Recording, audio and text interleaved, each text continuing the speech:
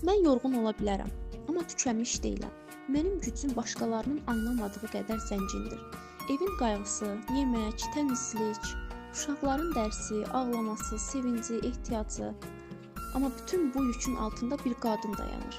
Sevən, qoruyan, yaratmaqdan bezməyən qadın. Bəzən güzgüyə baxıb özümü tanımıram.